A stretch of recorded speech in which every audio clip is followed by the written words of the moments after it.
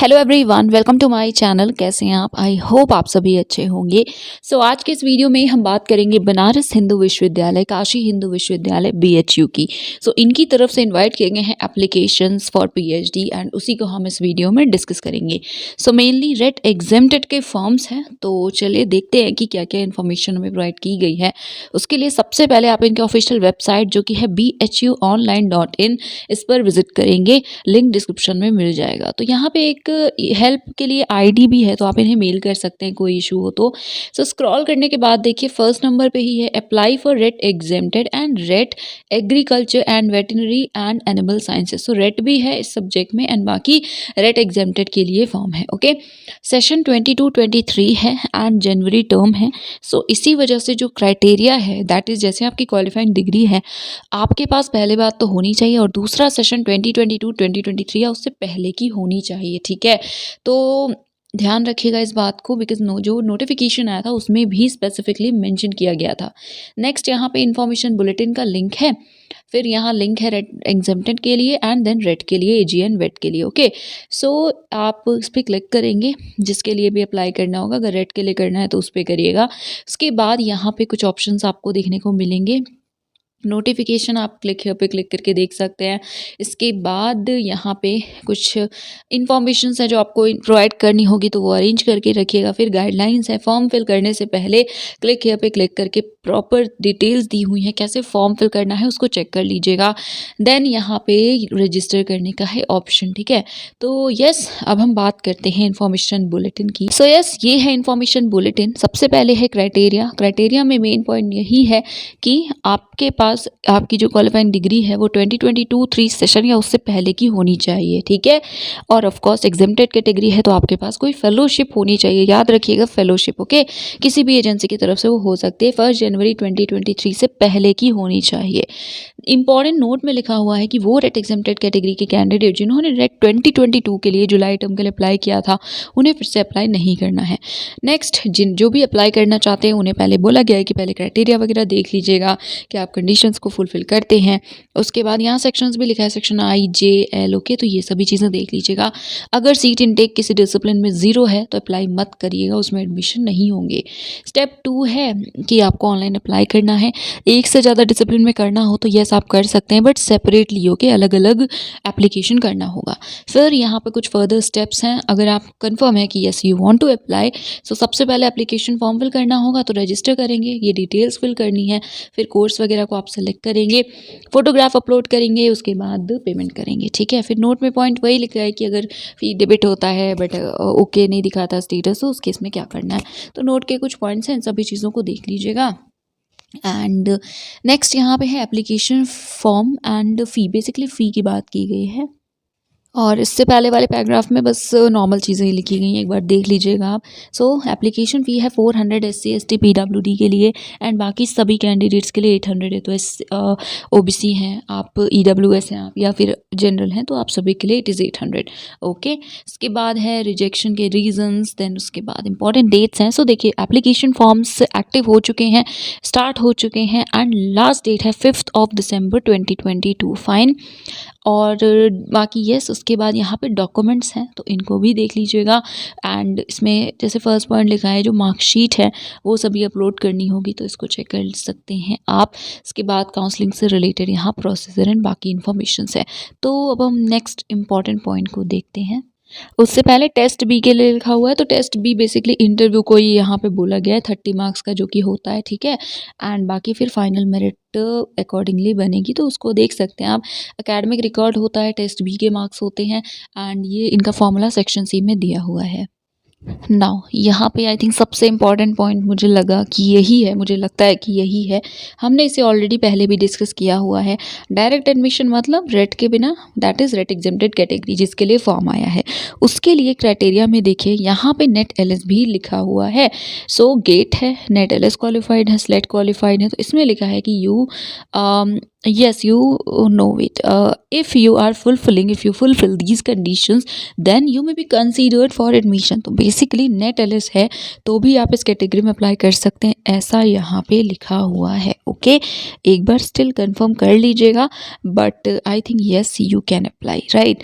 Next यहाँ पे बाकी भी कुछ कंडीशंस हैं, इनमें से कोई भी फुलफिल करते हैं तो आप अप्लाई कर पाएंगे, एंड बहुत सारी हैं, तो प्लीज़ एक बार देख लीजिएगा। इट डिपेंड्स कि आपकी क्या क्वालिफिकेशन है, आप वर्किंग हैं या आपका जेआरएफ है, एक्सेट्रा एक्सेट्रा। नाउ मार्क्स की बात करते हैं। सो पीएचडी के लिए देखिए मास्टर्स डिग्री आपके पास होनी चाहिए, राइट, एंड मार्क्स 55% ही रिक्वायर्ड है। एंड यहाँ पे कुछ अलग अलग सब्जेक्ट्स के लिए पॉइंट्स हैं, तो इनको देख लीजिएगा, एंड मार्क्स 55% ही रिक्वायर्ड है। Okay, then performing arts, commerce, इन सभी के लिए लिखा है। एंड जो जनरल क्राइटेरिया है मास्टर्स प्लस 55%। स्पेसिफिक क्राइटेरिया के लिए जहाँ पे भी आपके सब्जेक्ट का नाम लिखा होगा ना, उसको एक बार कन्फर्म कर लीजिएगा, चेक कर लीजिएगा। ये है फॉर्मूला जिससे एकेडमिक मेरिट काउंट होती है। इसके बाद यहाँ पे अलाइड डिसिप्लिन एंड बाकी आप सीट्स देख सकते हैं। तो जहाँ रेट एग्जेम्प्टेड की सीट है वही हम देखेंगे, एंड वही इम्पॉर्टेंट है। सो काफ़ी सारे डिसिप्लिन्स होते हैं, तो चलिए हम बात करते हैं। सबसे पहले एग्रीकल्चरल इकोनॉमिक्स 7 सीट, देन इसके बाद यहाँ पे देखिए सब जगह 0 है। Soil science and agricultural chemistry में 2 सीट्स हैं, ओके, 2 सीट्स। इसके बाद है veterinary surgery and radiology 2, then pharmacology and toxicology, wait वाला ही फैकल्टी है ये, तो इसमें 1 है। देन 3 है animal genetics and breeding, 2 gynaecology and obstetrics, then 1 is in veterinary medicine. Okay, इसके बाद यहाँ पे आर्ट्स हैं। सो आर्ट्स में English 23 seats, French 6, history of art 2, tourism management 1, Nepali 1, Tamil 1, then library and information science 5, physical education 11, statistics 7, 5 each in Persian and German, 13 in Sanskrit, then इसके बाद 3 है IPR में, 8 है फिलॉसफी में। ओके, एंड यहाँ पे उर्दू में 2 सीट्स हैं, right. After that visual arts, इसमें पेंटिंग में 4 सीट्स है, 2 सीट्स हैं टेक्सटाइल डिज़ाइन में। देन एजुकेशन में नहीं है, लॉ में है 7 seats, human rights and duties education में है 2। इसके बाद यहाँ पे सोशल साइंसेज है, सो इसमें पीस रिसर्च में 4 है, पबैड में 2 है, पॉलिटिकल साइंस में 12 है, fine. Next is faculty of commerce जिसमें नहीं है। फिर परफॉर्मिंग आर्ट्स में सितार 4 है, डांस कथक 1, देन वोकल में 5, राइट। देन संस्कृत की बात करते हैं तो इसमें शुक्ल यजुर्वेद में 3 है, देन कृष्ण यजुर्वेद 1, ऋग्वेद व्याकरण 1 ईच, साहित्य 4, देन 3 जैन दर्शन, बौद्ध दर्शन में 2 है। इसके बाद ज्योतिष गणित में 3 है, और ज्योतिष फलित में 4 सीट्स हैं।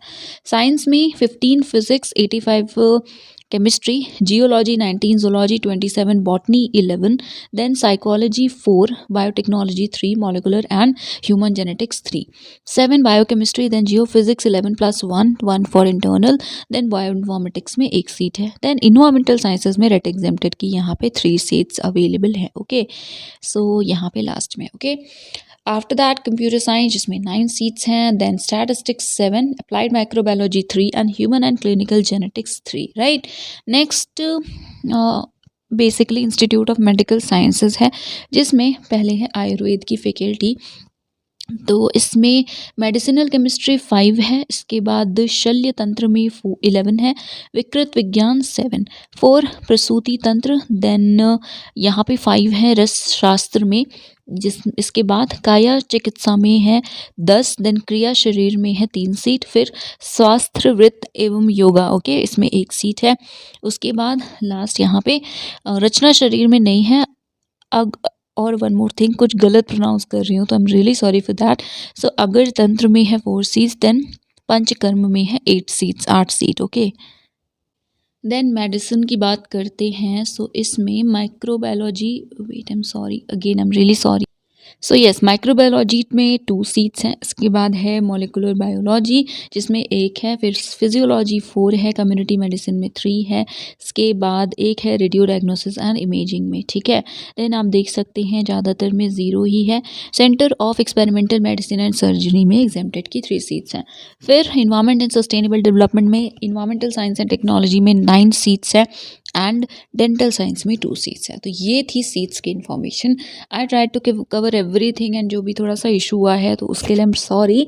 बाकी कोई स्पेसिफिक इन्फॉर्मेशन चाहिए so do let me know that in the comment section below.